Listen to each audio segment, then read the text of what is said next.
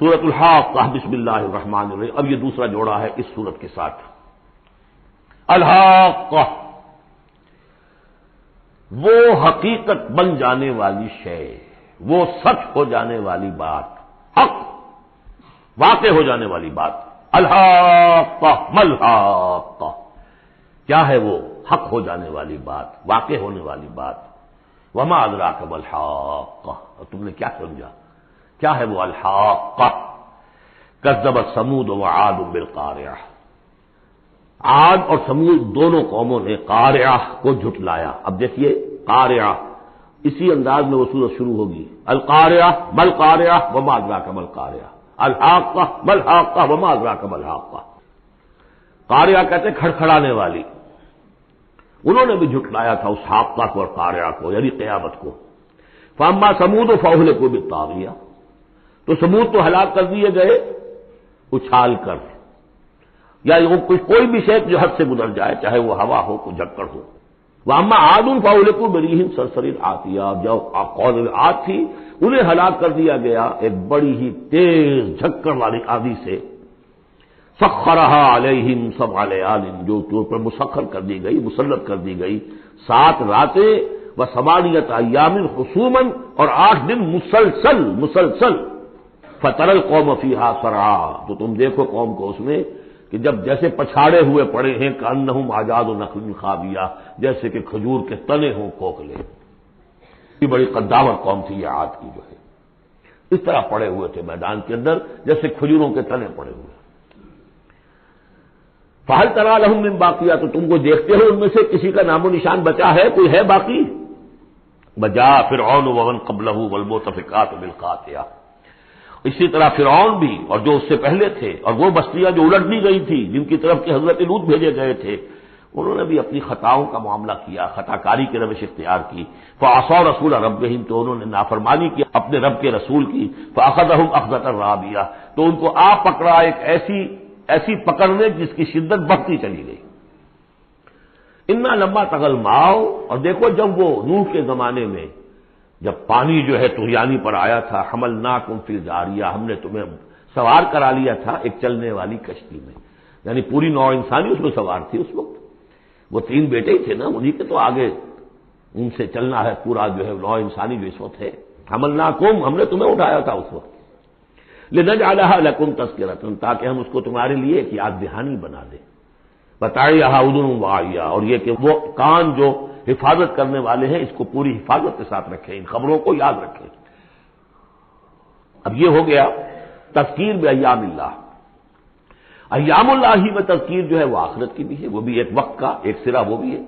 فاذا نفخ فی الصور نفخۃ واحدہ، تو جب سور میں پھونکا جائے گا یک بارگی بہت زور سے.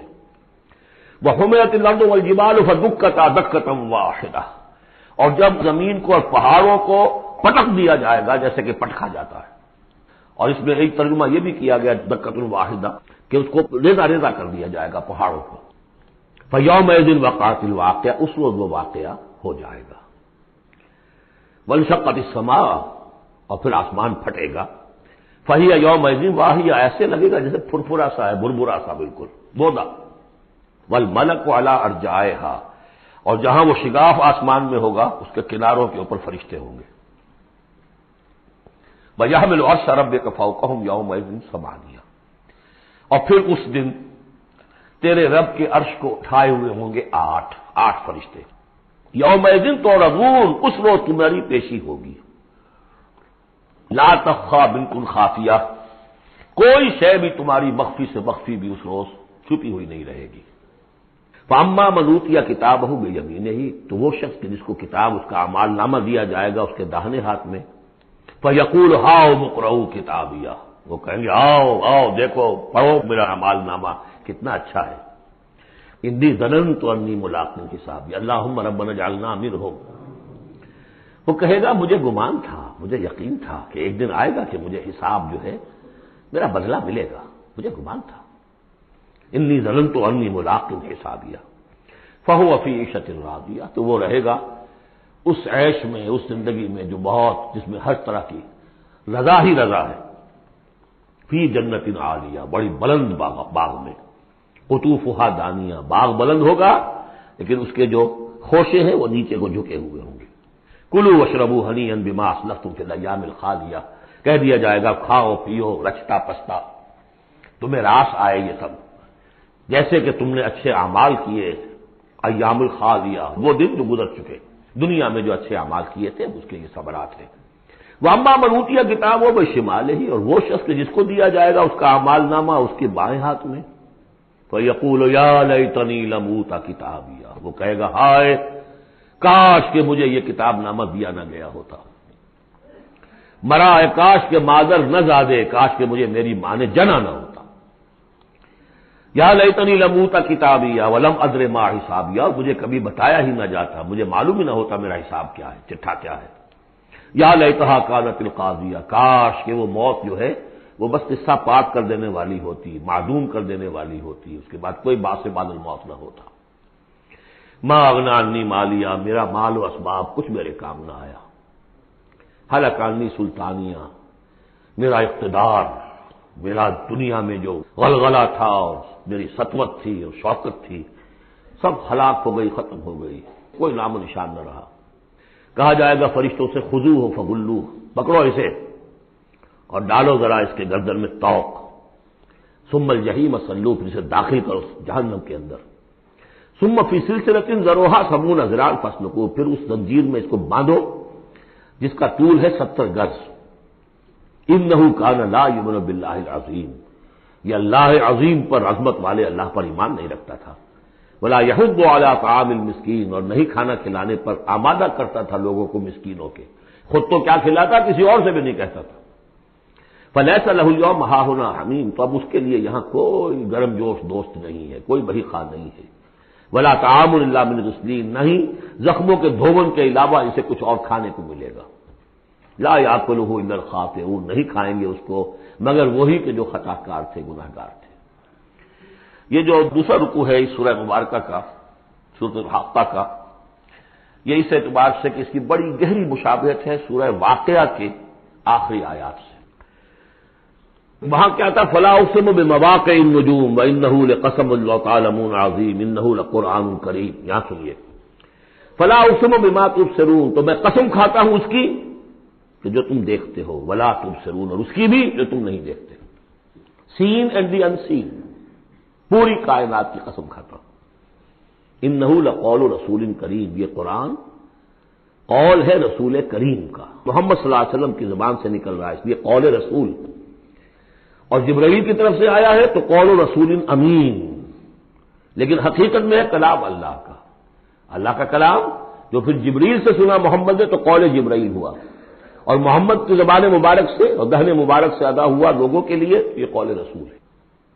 انہ لقول رسول کریم وما هو بقول شاعر، یہ کسی شاعر کا قول نہیں ہے، قلیلا ما تؤمنون، کم ہی ہے جو تم یقین کرتے ہو، ولا بقول کاہن، نہ ہی یہ کسی کاہن کا کلام ہے، قلیلا ما تذکرون، کم ہی ہے جو تم غور کرتے ہو، تنزیل من رب العالمین، یہ آیت جو کہ تو وہاں بھی تھی، اس کا اتارا جانا ہے تمام جہانوں کے رب کی جانب سے۔